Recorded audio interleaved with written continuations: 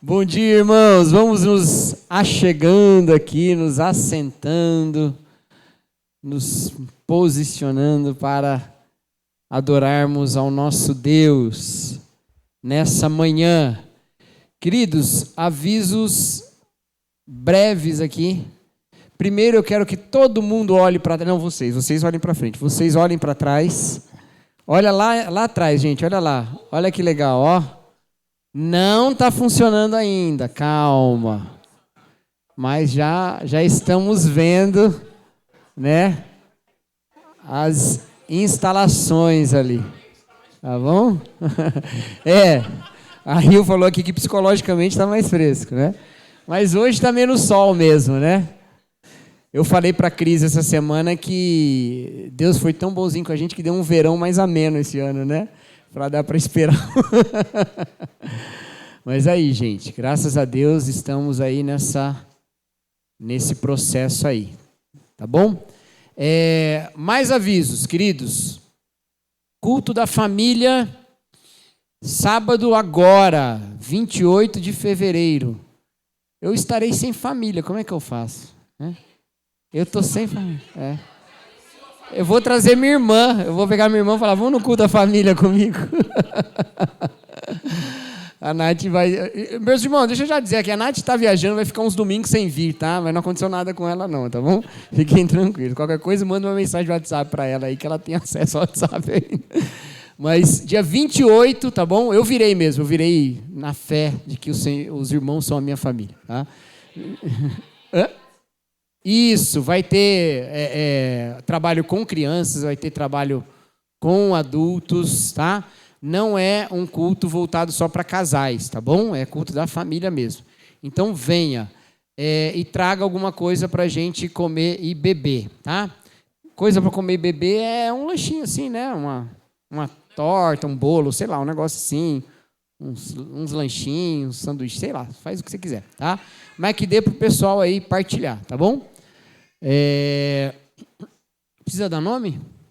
Não precisa dar nome, tá bom? Então, venham aí, esperamos você e toda a sua família. Amém?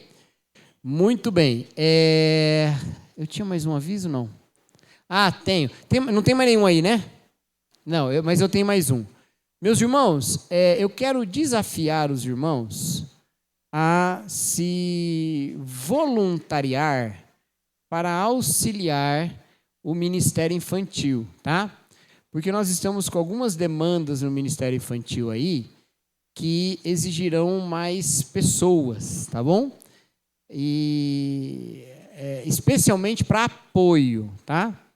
Mas se você quer dar aula também, não tem problema, que é bom que a gente põe também na escala e faz o apoio, outras pessoas para darem apoio.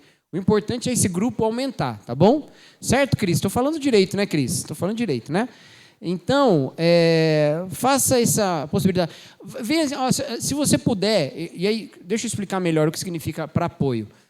A gente tem as professoras e os professores nas salas de aula com os alunos, mas às vezes precisa sair com um aluno, né, por alguma emergência, precisa trazer aqui, e tem os outros que estão lá. Então, tudo fica muito complicado. Então, a gente precisa de gente para apoiar as classes, tá bom?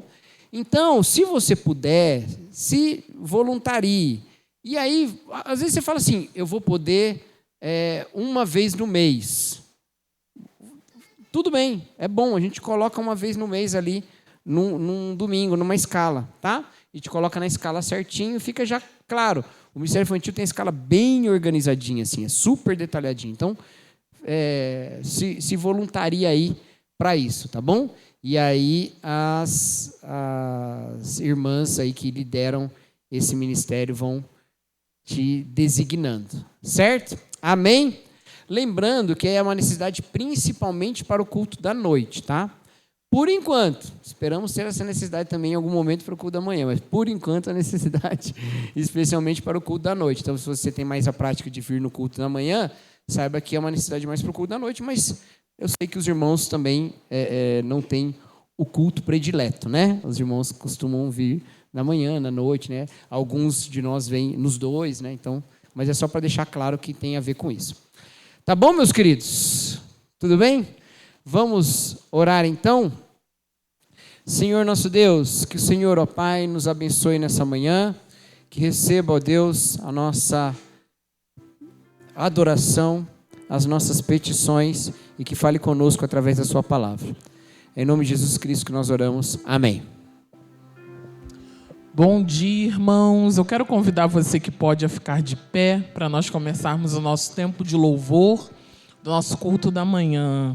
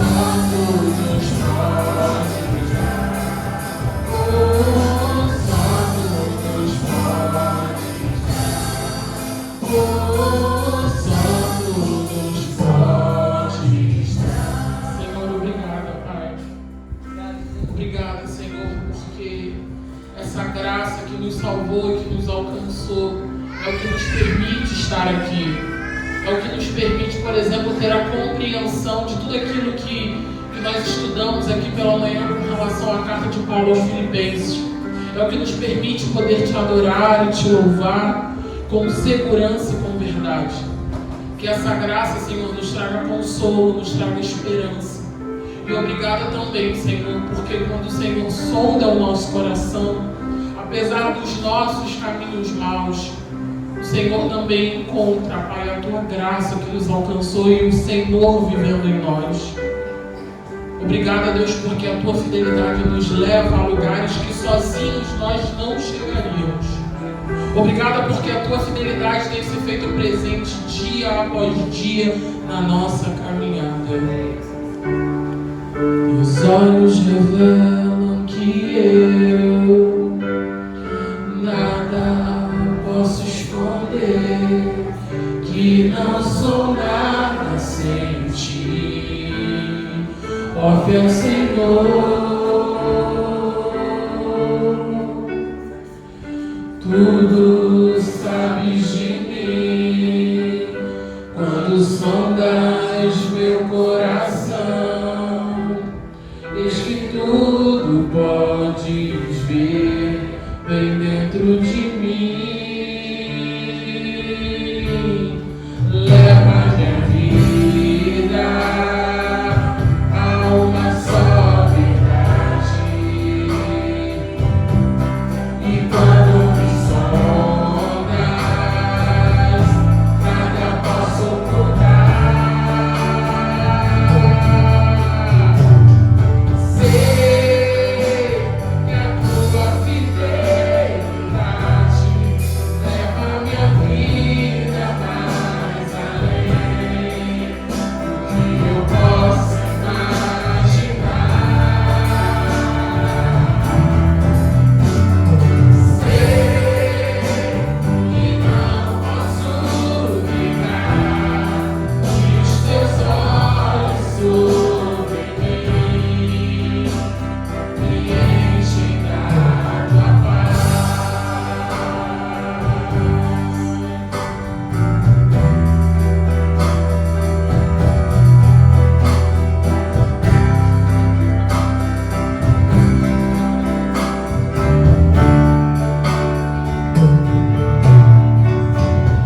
Os olhos revelam que eu nada posso esconder, que não sou nada sem ti. Ó fiel Senhor,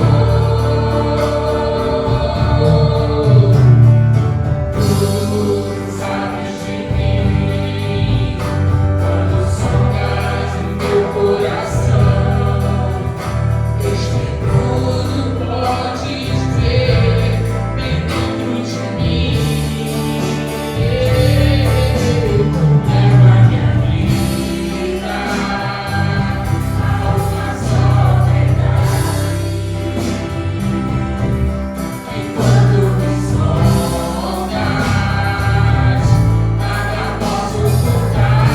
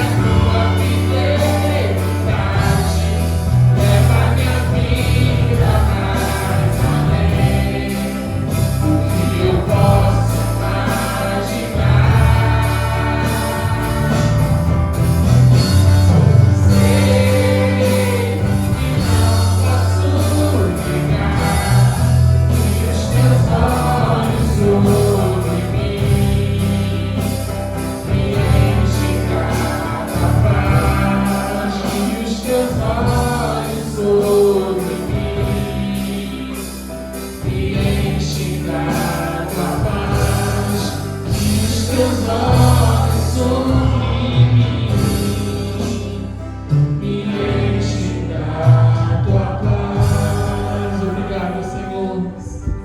Obrigada, Pai, porque a tua fidelidade ela nos alcançou e continua nos alcançando todos os dias. Obrigada, Senhor, por cada detalhe de cuidado com a nossa caminhada, com a nossa jornada. Obrigada também, Senhor, porque quando nós declaramos esses louvores e essas canções, isso também é uma forma de lembrar o nosso coração aquilo que o nosso espírito já sabe, que o Senhor é fiel, que o Senhor é um Deus que nos ama sem cessar. E obrigado a Deus, porque nós estamos aqui juntos como igreja declarando essas verdades a respeito de quem o Senhor é em nós. Que os nossos ouvidos e os nossos corações permaneçam abertos, Deus, para a tua palavra. Em nome de Jesus. Amém. Pode se sentar.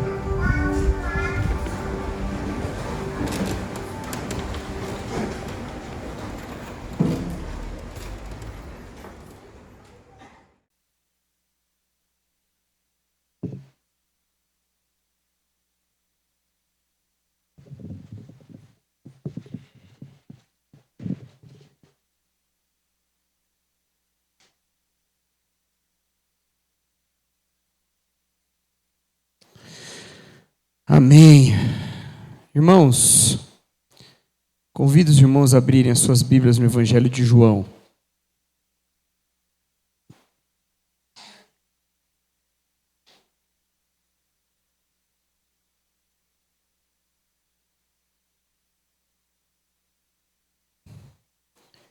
Eu passei uns dias pensando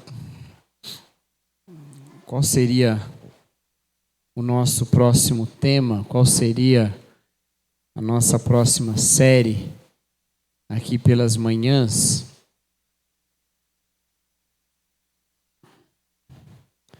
E eu pensei, depois de orar e de refletir, que nós temos na Bíblia, dos relatos que temos sobre a vida de Jesus, nós temos um, que é esse aqui, do Evangelho de João, que é encerrado com uma atribuição de autoria, né? No final do livro, diz quem é o autor. E o autor, que não recebe nome no Evangelho, apesar de nós o identificarmos como João, que de fato foi João, mas ele no texto não receber nome, ele é chamado de aquele que Jesus amava. Aquele que Jesus amava. E pensei que uma boa perspectiva de nós olharmos para a nossa missão como cristãos no mundo é o dos que dão testemunho de serem amados por Jesus. Porque, de fato, João também amava Jesus, né? Mas não é essa a nomenclatura de que ele era amado por Jesus, como nós também somos. E talvez olhando o que João fala sobre Jesus, nós possamos também aprender como falar de Jesus no mundo. Então nós vamos meditar um pouco, a partir do Evangelho de João, sobre o testemunho do amado de Jesus. Para a gente aprender a ser testemunha do amor de Cristo. Amém? Muito bem, então nós vamos começar do começo, que dizem que é o melhor lugar para começar. João capítulo 1. Diz assim a palavra de Deus. No princípio era a palavra, e a palavra estava com Deus, e a palavra era Deus. Aquele que é a palavra estava com Deus no princípio. Todas as coisas foram feitas por intermédio dele. Sem ele, nada do que existe teria sido feito. Nele estava a vida, e esta era a luz dos homens. A luz brilha nas trevas, e as trevas não a derrotaram. Surgiu um homem enviado por Deus, chamado João. Ele veio como testemunha para testificar acerca da luz, a fim de que, por meio dele, todos os homens crescem. Ele próprio não era a luz, mas veio como testemunha da luz. Estava chegando ao mundo a verdadeira luz, que ilumina todos os homens. Se você tivesse que escolher alguém para dar uma referência sobre você, quem você escolheria? Alguém para falar para outros quem você é. Quem você escolheria? Pensa aí, rapidinho. Quem você escolheria?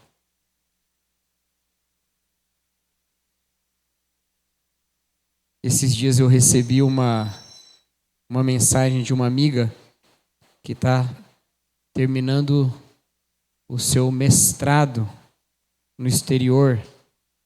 E ela me escreveu e falou assim: Cacau, eu preciso de uma recomendação para eu aplicar para o doutorado. E como é em teologia, seria valioso que fosse uma recomendação de um pastor do meu país, um pastor brasileiro que desse uma recomendação. Então, eu queria pedir se você podia fazer isso. Aí eu falei, não posso, vou fazer. Aí eu falei, e agora, como é que faz isso? Aí fui procurar na internet, né? Formas de escrever recomendações para doutorado nos Estados Unidos. E aí, descobri que tem sites das próprias universidades que indicam qual jeito de escrever, né? Então, fui lá ler o que eles indicavam, como escrever. E um site botava uma coisa assim, exemplo de uma boa recomendação, exemplo de uma recomendação ruim. E aí, quando ele comentava os exemplos, ele dizia que a boa recomendação é aquela que mostrava conhecimento da pessoa que você está recomendando. Eu tinha vários itens, né? Mas esse item era interessante. Conhecimento da pessoa que você está recomendando. E, de fato, que isso era refletido em falas mais sobre a pessoa e não só sobre o seu currículo ou sobre a sua trajetória acadêmica. E eu achei isso interessante, né? Achei isso interessante. E fiquei pensando que talvez, né, fiquei com essa pergunta, né? Quem é que eu escolheria para me recomendar num outro contexto, não num contexto universitário, acadêmico, mas em algum lugar, né? Quem eu escolheria para falar? Provavelmente a gente escolheria aquele que tivesse o olhar mais generoso sobre nós, não é? Aquele que tivesse o olhar mais generoso sobre nós. Aquele que fala de nós com mais valor. Talvez também, com certeza, a gente não escolheria alguém que fosse muito conhecido por ser um mentiroso. Isso não seria um tiro no pé. Alguém que falasse assim, não, ele é muito bom, ele foi para a Lua e voltou em 30 minutos, né? Uma coisa do tipo, não ia... Quando ele tinha 10 anos, ele passou na prova do ITA. Não ia adiantar muita coisa, né? Alguém que fosse verdadeiro, mas generoso. E alguém que é verdadeiro, mas generoso, é alguém que a gente quer como amigo, né? Que nos conhece, mas ainda assim tem um olhar generoso sobre nós. Eu acho que o Evangelho de João é uma maneira muito interessante de nós... É um relato sobre Jesus que cai nesse campo de alguém que é verdadeiro e que ama aquele de quem ele está falando. E João é esse, que vai falar de Jesus de um jeito amável. De um jeito amável. Os 4 evangelistas falam com muita admiração e amor mesmo, né? Mas João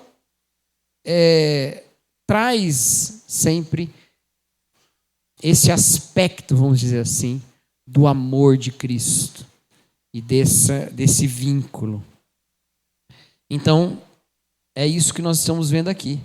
Mas, estranhamente, quando a gente chega nesse primeiro capítulo, nós não encontramos um livro que começa com expressões de muita intimidade. Né? Não é um livro que começa com muita intimidade falando de Jesus. Pelo contrário, ele sequer fala do nome de Jesus. Ele sequer fala da família de Jesus. Ele não fala nada. Ele começa usando um dos termos mais impessoais que se pode usar sobre Jesus Cristo. Ele chama Jesus de a palavra. Aquele que é a palavra. Estranho, não é? Para alguém próximo. E talvez, se isso fosse uma recomendação para Jesus fazer um doutorado, numa universidade americana ia dizer, não demonstrou conhecimento próximo dessa pessoa. Aquele que é a palavra. Mas por que João, tão próximo de Jesus, esse chamado de aquele que Jesus amava, esse que reclina a sua cabeça sobre o peito de Jesus Cristo no momento da ceia, por que ele vai começar chamando Jesus de a palavra, uma coisa tão distante assim? Primeiro que João não chama Jesus só de a palavra. Ele chama Jesus, nesses textos que nós lemos aqui, de quatro coisas. Ele chama Jesus de a palavra, ele chama Jesus de luz, ele chama Jesus de vida e ele chama Jesus de Deus. Ele chama Jesus de quatro coisas aqui: palavra, luz, vida e Deus. Que ele chama Jesus de Deus, está claro aí logo no primeiro versículo, né? No princípio era a palavra estava com Deus e a palavra era Deus. E isso era algo que nós sabemos que João não estava ensinando uma novidade, tá? Ele não estava ensinando uma novidade para a igreja. João é o último evangelho e os escritos joaninos estão entre os escritos mais tardios do Novo Testamento. Quando João escreve todos os seus escritos, o Evangelho, as 3 epístolas e o Apocalipse, ele está falando para um público muito diferente daquele que conviveu com Jesus. Ele está relatando sobre Jesus Cristo para pessoas que não tiveram contato com Cristo encarnado, mas que já tem uma base doutrinária relativamente estabelecida. Possivelmente 60 anos depois de Cristo ter morrido e ressuscitado. 30 anos depois do último escrito do apóstolo Paulo. Então, bem avançado os escritos de João. Não sei se 30 anos, 25 anos depois do último escrito do apóstolo Paulo. Então, é bem avançado o escrito joanino. Já é para um momento em que já há uma comunidade cristã com doutrinas próprias, com uma literatura cristã própria, incluindo cartas e epístolas apostólicas. As afirmações da divindade de Cristo não são novidade para essa igreja. De modo que João não gasta muito tempo tentando convencer as pessoas de que Jesus era Deus. Ele faz essa afirmação categórica e acabou. Nós vemos que escritos anteriores aos escritos de João já falavam da divindade de Cristo, seja Filipenses, como nós falamos, sejam os outros evangelhos que não chamam Jesus de Deus com essa palavra, mas atribuem a Jesus Cristo profecias sobre Yahvé do Antigo Testamento, seja Hebreus mesmo, esses escritos falam de Jesus como Deus. Ou o próprio livro de Atos, em que Paulo diz que Deus comprou a igreja com seu próprio sangue. Então João não está adivinhando, inventando, colocando uma nova doutrina, dizendo que Jesus é Deus. Isso não é novo para a igreja. Mas isso também não basta. Talvez, se ele falasse simplesmente Jesus é Deus, aí sim a gente diria que é um aspecto muito impessoal da afirmação de João nesse início. Mas ele diz essas outras 3 palavras, e é nelas que eu quero me concentrar. Não é que eu vou deixar Deus um pouquinho de lado, não. Eu vou deixar a menção a Deus um pouquinho de lado para focar nas outras 3 palavras. Palavra, vida e luz. Ou palavra, luz e vida. Essas 3 palavras. Quando João fala que Jesus é a palavra, ele está aqui usando um conceito muito complicado. Outro assunto que teve muito debate na história da interpretação bíblica aí. Primeiro que João escreve esse livro em grego. E escrevendo em grego, ele usa a palavra para palavra em grego aqui, que é logos. Em grego, logos tem uma definição. Ele tanto pode significar palavra, mas ele também, em determinadas linhas filosóficas gregas, ele significava o que diferenciava um som de uma palavra mesmo. Ou seja, logos era algo que era capaz de ser emitido por alguém que tivesse razão, enquanto outros sons não. Então, um animal podia fazer um som, mas ele não tinha palavra, porque palavra é um som com sentido. De modo que algumas pessoas chegavam a usar essa ideia de logos como uma ideia do sentido das coisas, não só o sentido da palavra, mas o sentido de todas as coisas. E por muito tempo essa foi a interpretação mais comum do uso da palavra logos aqui em João capítulo 1. Mas isso também era marcado por uma tendência da igreja de afastar o Novo Testamento da sua herança judaica, que também tem seu próprio sentido para a palavra palavra. Em hebraico, palavra não é logos, porque logos é grego, é davar, que significa palavra, mas que tem um conceito metafísico completamente diferente. Quando se fala da palavra de Deus no Antigo Testamento, fala-se da Escritura também, mas fala-se mais ainda da palavra de Deus com a qual Ele sustenta todas as coisas. Aquela palavra lá que está no Salmo 19, que dá entendimento aos humildes, mas é também ela que sustenta todo o universo.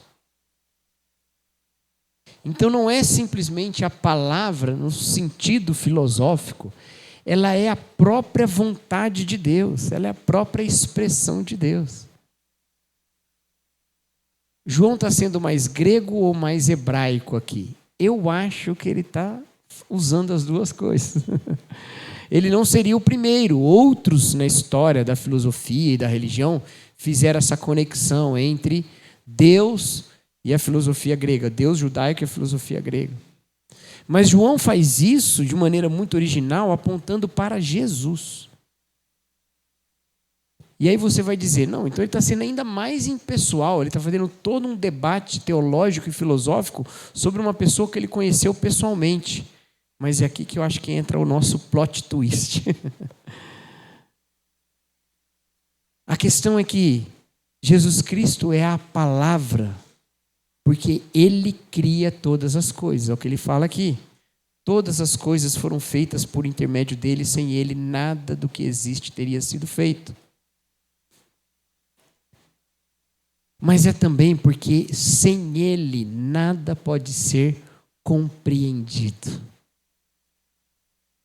João quer dizer que o mundo só é compreendido através do sentido que Jesus dá. Ele só é compreendido assim. Agora vamos lembrar da amizade. Acho que todos nós temos experiências com pessoas, especialmente com amigos, que nos marcaram tão profundamente, que transformaram nossa maneira de ver a vida, que mudaram a nossa maneira de pensar sobre as coisas. Agora, João teve uma amizade com Jesus.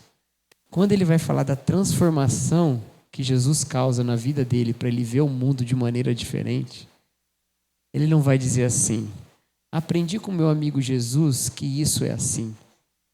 Ele vai dizer, o mundo foi criado por ele. E é só num relacionamento com Ele que você vai entender. Não é maravilhoso isso, meus queridos? Não tinha outro jeito de João falar, não tinha outra maneira dele falar. Ele não podia simplesmente falar, olha, eu vou contar uma história pequenininha e você aplica na sua vida. Não, a história que ele está contando é gigantesca. É a história de todo o universo. No encontro com uma pessoa. Aquele que é a palavra. Mas ele não é só a palavra, ele também é a luz. João trabalha muito no seu evangelho com essas ideias de luz e trevas, visão e cegueira. Ele trabalha muito com esses conceitos. E isso faz todo sentido, porque ele está falando com pessoas que não viram Jesus. Essas pessoas não viram Jesus. E se elas não viram Jesus, elas podem se encontrar numa situação de cegueira. Então João, ao invés de falar assim, olha, meus queridos, Jesus está aqui, olha para ele, Jesus está aqui, olha para ele, Ele diz, ele é a luz, é através dele que eu vejo as coisas. Quem chegou a essa conclusão foi C.S. Lewis, que disse que ele cria em Deus, ele cria em Deus como ele cria no sol, não porque ele visse o sol, apesar de que a gente pode olhar para o sol se quiser, né? Mas você vai vê-lo por pouco tempo. Mas porque através dele, ele vê todas as coisas. João está falando de um encontro com aquele que fez com que ele visse e revisse todo mundo de outra maneira. E como eu já falei para os irmãos, e não vou repetir isso, porque eu sempre repito, vou repetir então, só rapidinho. João aqui está falando de um novo Gênesis, um novo mundo, um mundo que surge em Jesus Cristo. E agora a gente vive simultaneamente em duas realidades. Uma realidade antiga, que é o velho mundo, marcado pelo pecado. E esse novo mundo refeito num novo haja luz, que é Cristo mesmo. E a gente vive na intersecção desses dois mundos. É se apegando à palavra que é Cristo, que nós temos o nosso mundo transformado e passamos a habitar um mundo novo, e não um mundo antigo. Ele é a luz. Ele é a luz. Mas ele também diz que nele estava a vida. E essa é a última palavra que eu quero destacar aqui. Nele estava a vida. João também vai falar sobre morte e vida. Ele vai falar também sobre a ressurreição de Jesus. Mas acima de tudo, em Cristo nós temos o encontro com a vida agora também. Como nós estávamos falando aqui no EBD, o apóstolo Paulo diz que viver agora é viver em Cristo. Eu fui crucificado com Cristo e vivo não mais eu, mas Cristo vive em mim. E também, ao dizer que Jesus é a vida, ou que a vida está nele, significa que fora dele o que nós temos é morte. Então há um convite a participar dessa vida aqui. Há um chamado para participarmos dessa vida. Distantes de Cristo, nós não entendemos nada porque Ele é a palavra, nós não enxergamos nada porque Ele é luz, e nós não vivemos porque Ele é a vida. E João fala isso a partir de alguém que conheceu pessoalmente. Se os escritos de João são de fato os últimos do Novo Testamento, e eles são, João então estava perto da sua morte aqui. De modo que, no último capítulo, até esse tema aparece, né? É Pedro falando assim, Senhor, e o que dizer desse? E aí Jesus olha para João e fala assim, o que você quer com ele? Se eu quiser que ele não morra, o que te importa? E aí João escreve, foi isso que ele disse, se eu quiser que ele não morra, e não que ele não vai morrer, porque ele viveu muito mais que os outros, né? Então talvez alguns ali entenderam que ele não ia morrer. Ele fala, não foi isso não. O tema da morte aparece, mas quem é a vida? É Cristo. Onde está a vida? Em Cristo. Então, se Cristo está a vida, vale a pena viver Cristo e vale a pena morrer por Cristo. Vale a pena buscar a Cristo como o que há de mais transformador e essencial do nosso viver. E o meu intuito em nós juntos mergulharmos aqui no Evangelho de João, a partir de hoje, é que nós sejamos tomados por esse amor por Cristo, ao ponto de nos apegarmos a Jesus com tudo que nós somos.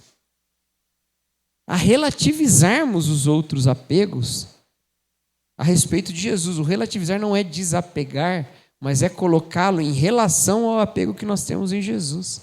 Ao enxergarmos todas as coisas através de Jesus, a vivermos de fato a vida de Jesus Cristo.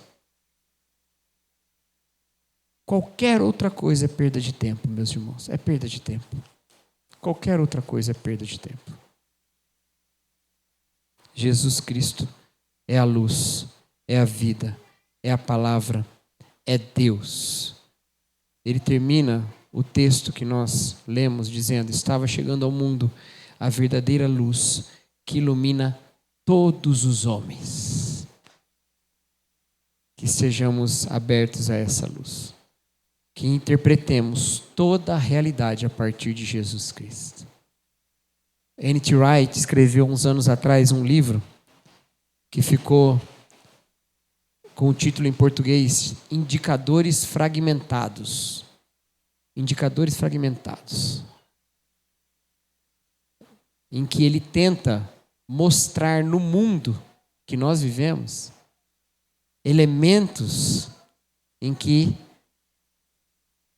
falta Jesus para explicar e que Jesus explica, o que apontam para a necessidade de uma explicação. E ele escreve esse livro inteiro. Ele não é o único que faz isso. O Chesterton fez isso, o C.S. Lewis fez isso, muitos outros escritores fizeram esse tipo de tentativa. Mas o que há de original nesse livro é que ele faz isso a partir do Evangelho de João.